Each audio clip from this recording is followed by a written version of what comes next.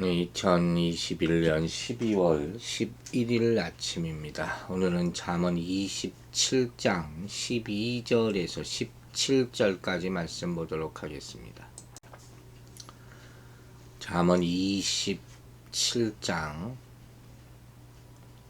12절부터 읽겠습니다. 슬기로운 자는 재앙을 보면 숨어 피하여도 어리석은 자들은 나가다가 해를 받느니라. 타인을 위하여 보증선자의 옷을 취하라. 외인들을 위하여 보증선자는 그의 몸을 볼모잡을지니라. 이른 아침에 큰 소리로 자기 이웃을 축복하면 도리어 저주같이 여기게 되리라. 다투는 여자는 비오는 날에 이어 떨어지는 물방울이라. 그를 제어하기가 바람을 제어하는 것 같고 오른손으로 기름을 움키는 것 같으니라. 철이 철을 날카롭게 하는 것 같이 사람의 마음도 서로 비치느니라. 아멘. 자, 12절 말씀은 슬기로운 자는 재앙을 보면 숨어 피해도 어리석은 자들은 나가다가 해를 받느니라. 당연한 얘기죠. 슬기로운 자는 재앙을 보면 피하죠. 여기서 재앙은 여러 가지가 있을 수 있지만 당시로 보면 사나운 짐승이나 전염병이나 폭도들이나 핍박자나 이런 것들이죠. 당연히 피해야 될 것. 다윗도 자기를 죽이려는 사울을 피해서 여러 해 동안 도망 다녔어요. 선지자 엘리야도 자기를 죽이려는 왕후 이세벨의 칼날을 피해서 호렙산으로 피하죠. 예수님께서도 또 피해 다닌 적이 많았고 제자들에게도 핍박을 피하라고 교훈하세요. 마태복음 10장 23절 보면 이렇게 말하죠. 이 동네에서 너희를 핍박하거든 저 동네로 피하라. 사도 바울도 핍박을 당할 때마다 이곳저곳으로 도망 다녔던 우리가 사도행전을 통해서 볼 수가 있죠. 그런데 어리석은 자는 재앙을 당해도 그거 보러 나갔다가 해를 당한다는 거예요. 할 말이 없죠, 누구한테. 참 어리석은 것이죠. 근데 우리가 이걸 잘 구분을 해야 돼요. 언제는 나가고 언제는 피해야 되느냐. 만약에 우리 믿는 사람들이 진리를 위해, 의를 위해 싸워야 할 때가 있잖아요. 순교를 각오하며 나아가야 될 때가 있죠. 그때 나아가야 되는 거예요.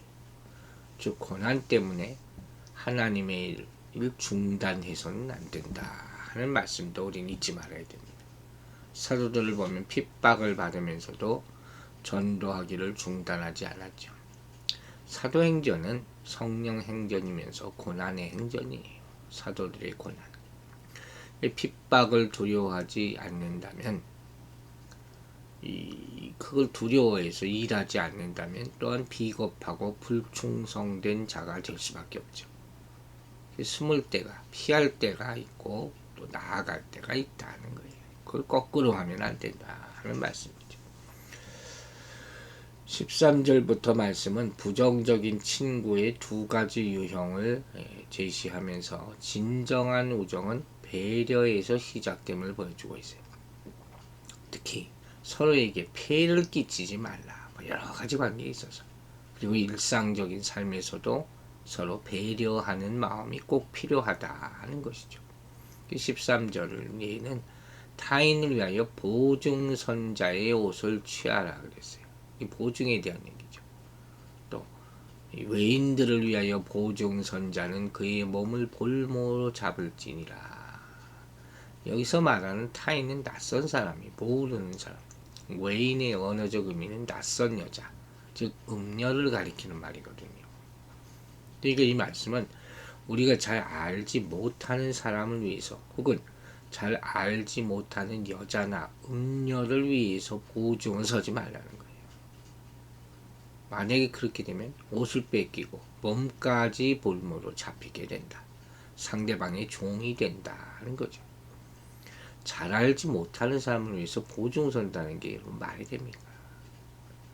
만약에 그렇게 한다면 결국 육체적인 물질적인 큰 손해와 낭패를 가져온다는 것이 이게 지혜로운 조언이죠. 이 성경은 우리 앞에서도 자주 봤잖아요. 남의 빛의 보증이 되는 일을 어리석은 일이라고 말하고 하지 말라 그러고 있지 않습니까? 잠언 11장 15절을 다시 보면 타인을 위하여 보증이 되는 자는 손해를 당하여도 보증이 되기를 싫어하는 자는 평안하니라. 그렇게 얘기했어요. 그러므로 구제할 마음과 힘이 있지 않다면, 또 보증한 금액을 갚을 능력이 있지 않다면 남의 보증을 서는 것은 선한 행동일지는 모르지만 어리석은 행동이라는 거예요. 어리석은 영웅심에서 나타난 것이다. 그냥 잃어버렸다 치지 않으려면 하지 말라는 거예요.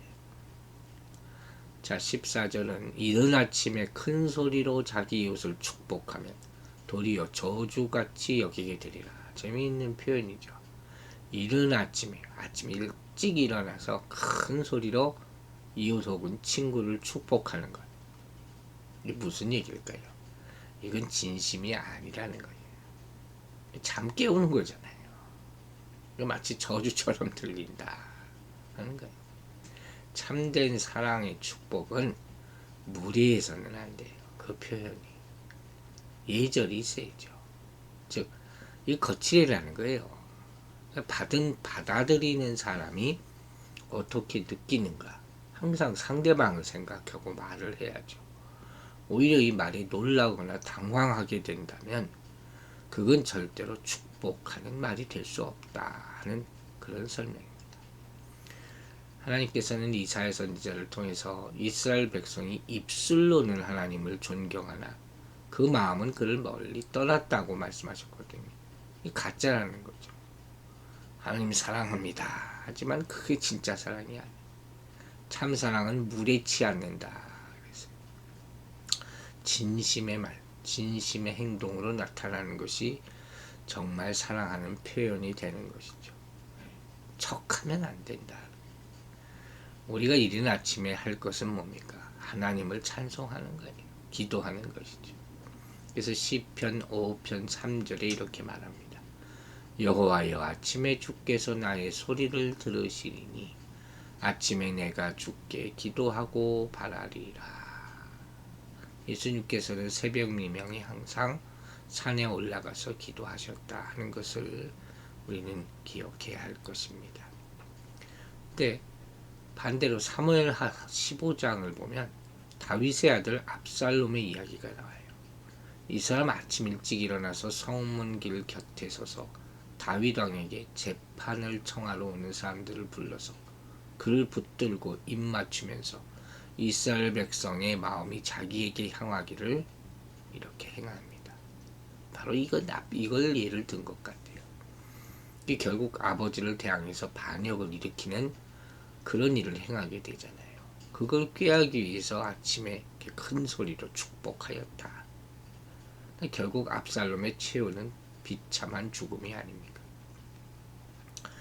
창세기 17장 1절을 보면 하나님께서 아브라함에게 하신 말씀이 있어요. 너는 내 앞에서 행하여 완전하라. 참 의미심장한 그런 말씀.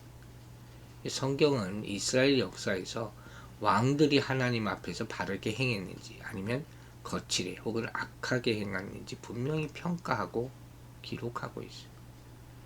우리는 사람을 의식해서 자꾸 큰 소리를 저지르면 안 돼요.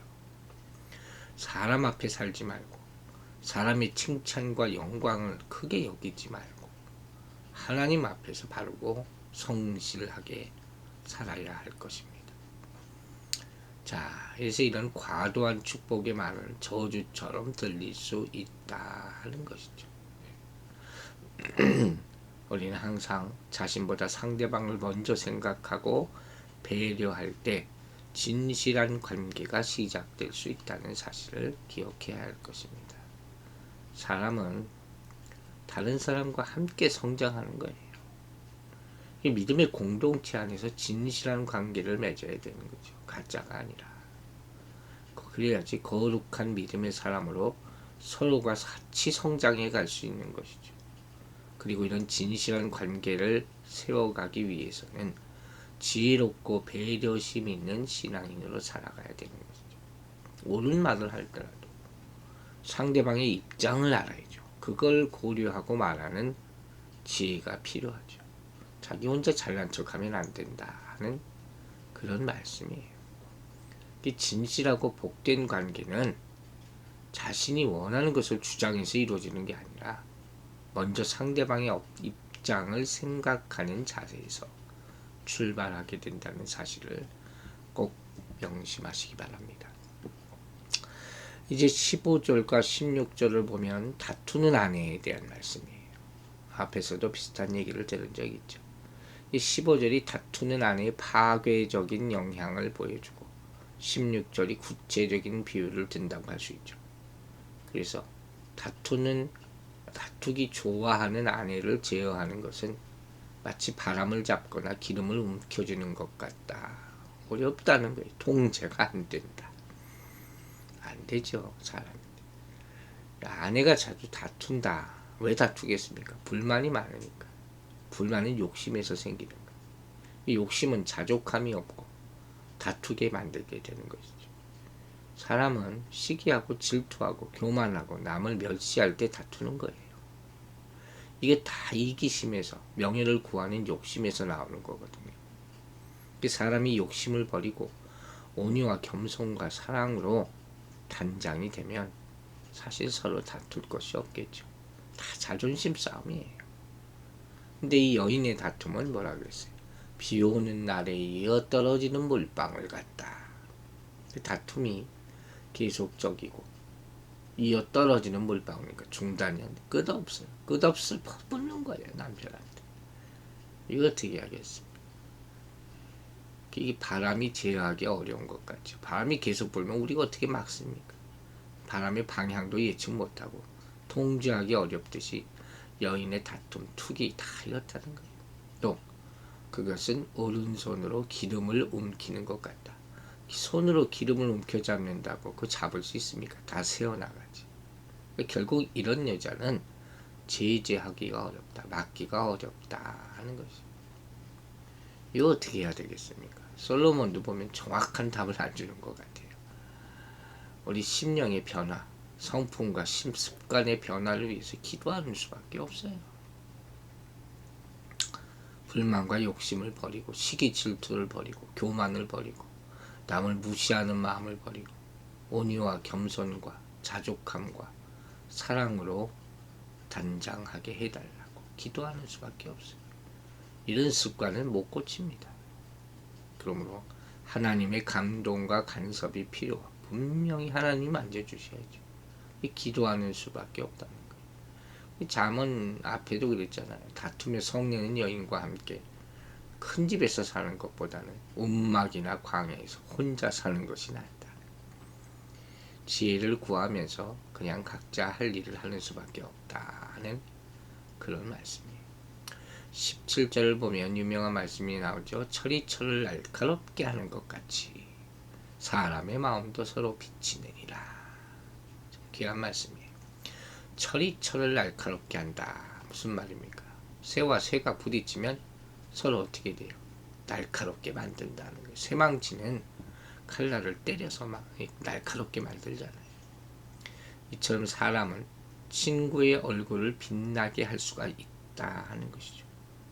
여러분, 사람의 생각과 마음은 얼굴로 나타나는 거예요. 사람은 친구와의 교제와 대화를 통해서 생각이나 지혜나 식견이 넓어지고 깊어지고 또 나아지게 되는 거예요. 또 침체된 마음이나 둔해지고 비활동적이었던 마음도 힘을 얻고 좋은 친구를 통해서 활동적이 될 수 있겠죠. 그러니까 젊었을 때 특히 여러분 자녀들이 참 좋은 친구를 사귀어야 돼요. 부모의 영향도 크지만 친구의 영향도 크다 하는 것이죠. 데살로니가전서 5장 14절에 이렇게 말합니다. 형제들아 너희를 권면하노니 규모 없는 자들을 권계하며 마음이 약한 자들을 안위하고 힘이 없는 자들을 붙들어주며 모든 사람들을 대하여 오래 참으라. 주변 사람에 대한 행동 강령이라고 할 수 있죠. 이 진정한 우정의 특징을 상호 간의 영향력이라는 관점에서 보는 것이 바로 철이 날카롭게 한다. 무서운 것 같지만 사실은 서로 격려하는 거죠. 좋은 사람이 친구의 얼굴을 빛나게 한다는 말씀도 있거든요. 좋은 친구가 나로 하여금 기쁜 마음을 주는 거예요. 그런 의미도 있다고 볼 수가 있죠. 좋은 비유죠. 친구 간에 서로 주고받는 상호 발전적 영향력이라는 게 있어요. 선의의 경쟁심이죠. 이게 참 발전을 도모하는 것이죠. 그게 바로 다른 죄를 날카롭게 만드는 것이죠. 어렸을 때 부모들이 그런 거 하잖아요. 자녀가 공부를 좀 못하면 공부 잘하는 친구하고 같이 놀라고 하는 거예요. 따라가게 됐으니까. 또 경쟁하면서 성장하게 됐으니까. 올림픽 같은 데 나가서 우승하는 사람들 보면 항상 자기 라이벌이 있어요. 이렇게 칼 가는 거예요. 이렇게 참된 우정은 서로 좋은 영향을 주고받는 관계라 하는 것입니다. 또한 또 좋은 영향력이 있죠. 친구 덕분에 자신의 모난 부분이 깎이게 되는 거예요. 이것도 철이 철을 날카롭게 한다. 비유할 수 있는 것이죠. 그래서 빛나게 되는 것이야말로 진실한 우정을 통해서 얻을 수 있는 소중한 유익이 되는 것입니다. 즉 칭찬도 유익이고 날카로운 비판도 유익이 될 수 있습니다. 그러므로 우리는 주어진 칭찬에만 자만하지 말고 또 합당한 삶을 살고자 노력해야 될 것이고 또 어떤 비판이라도 우리를 단련시키는 데 도움이 된다는 사실을 깨닫고 수용할 줄 알아야 된다는 거예요. 이와 같이 우리는 하나님과의 관계 그리고 친구들과의 관계 속에서 다듬어져 간다는 사실을 잘 이해하게 되기를 주의 이름으로 축원합니다. 기도하겠습니다. 아버지 하나님 감사합니다. 한 주간의 삶 동안에 많은 일들이 있었고 그 가운데 사람의 영향도 많이 받고 내가 영향을 주기도 했습니다. 또 하나님의 말씀을 통해서 깨닫고 회개하기도 하고 감사하기도 했습니다. 특별히 잠언의 지혜의 말씀을 보면서 우리가 인간 사이의 관계를 더 깊이 생각하고 함께 성장하기 위해서 어떻게 해야 하는 것을 깨닫게 하심을 감사드립니다. 우리가 도움이 되는 사람이 되게 하여 주시옵소서. 우리 언어와 행실이 하나님의 선함으로 연단되어서 우리 자신을 보호하고 지키며 또 다른 사람에게 선한 영향력을 끼치게 도와 주시옵소서. 내일도 거룩한 주일을 맞습니다. 오늘 하루 지난 한 주간을 돌아보며 깊이 회개하는 하루가 또 주일을 준비하는 하루가 되게 하여 주시고 특별히 어려움과 슬픔에 잠긴 성도들이 있으면 위로하여 주시고 우리 주일날 함께 만나 기도하면서 새로운 소망의 날들을 준비하는 그런 귀한 시간들이 되게 하여 주시옵소서. 감사드리며 예수 그리스도의 이름으로 기도했습니다. 아멘.